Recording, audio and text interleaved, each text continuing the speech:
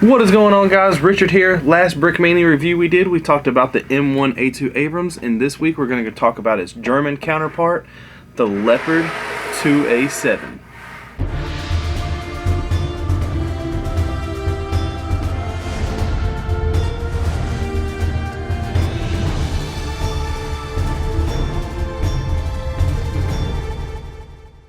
Now, I do want to start off by saying Brickmania does not supply me with any of these instructions or stickers. I do have to go and get them myself, along with all of the parts from Brick Arms and all the pieces from Bricklink or wherever you may choose, and you will be responsible for getting those also if you decide to buy these sets of instructions.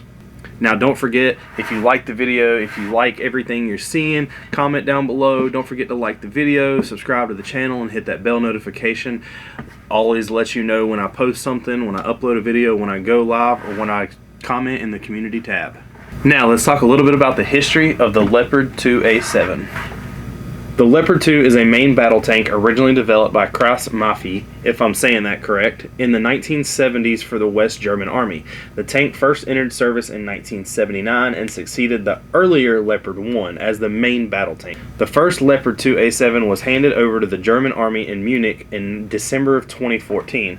The Leopard 2A7 is intended for urban warfare, low-intensity conflicts, and as well as conventional military operations. Currently, it is one of the best main battle tanks in the world. The tank features a completely new armor package that features tungsten, titanium, as well as nano ceramics. This main battle tank is armed with a Rheinmetall 120mm smoothbore gun.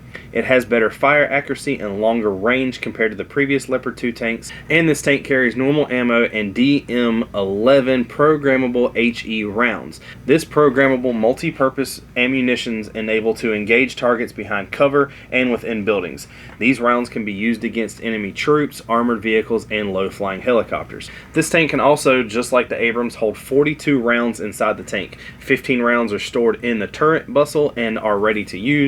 The remaining rounds are stored inside the hull.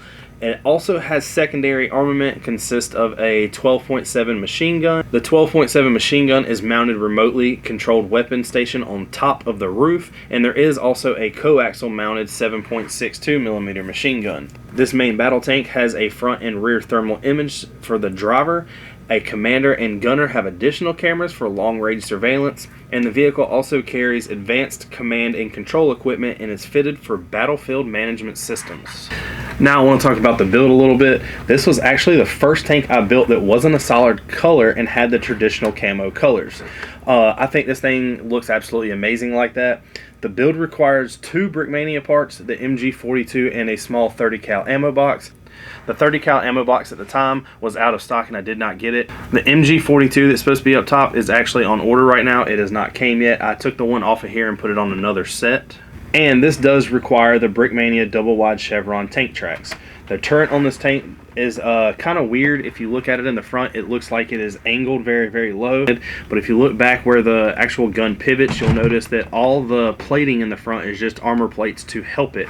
The same thing with the rear. It has a lot of armor in the front and rear of the turret to kind of protect itself from incoming fire.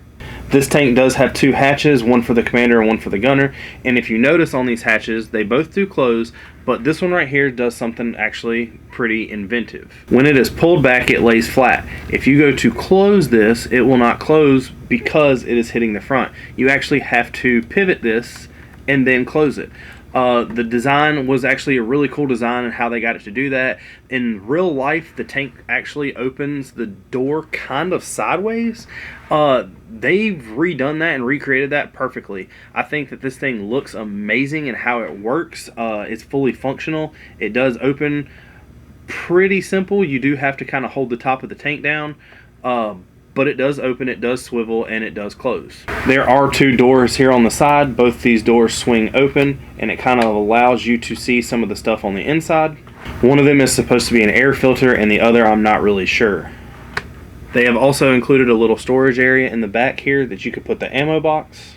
Now this is a solid build and it seems to hold more abuse than the Abrams for sure. The turret does rotate 360 degrees as it should, and it does roll a lot better. The tank tracks still do not move down here on a smooth table, but if you put it on a base plate or if you put it on the ground as far as carpet and stuff, it does roll. But the tank tracks do sit a little tighter on the wheels. The other big part of it rolling a little better is the skirt seems to sit just a hair further away from the wheels and the tracks as on the Abrams. And as I'm concerned, there's no real flaw in this build. It was really fun. I will tell you that it was kind of a pain to get all the pieces for. You're never going to find a simple Bricklink store that has all these pieces. The color quantity you need in all this, the black and the green, the brown I found like no problem, but the green is where it really becomes a little hard to find. And of course, when you order from multiple stores, the shipping is what's really going to kill you. One of the really cool things about this build was actually on the stickers. Now, it was really nerve-wracking, but if you look back here on the fans and how they did the fans are created by using stickers. There's about 6 pieces right there, but it does go with the camouflage and kind of all blend in seamlessly, and I think it makes it look really, really good. I mean, as you can see, it goes perfect with the camo pattern. Now the instructions for this set was the normal $10 and the stickers were $6. This thing has quite a bit more pieces than the Abrams. It's 924. So somewhere around like 40 more pieces.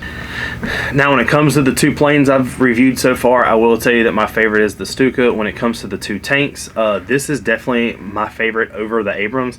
This was a lot more fun of a build. I really like the little things they did, like add the tires on the barrel to just give it that extra kind of smooth look.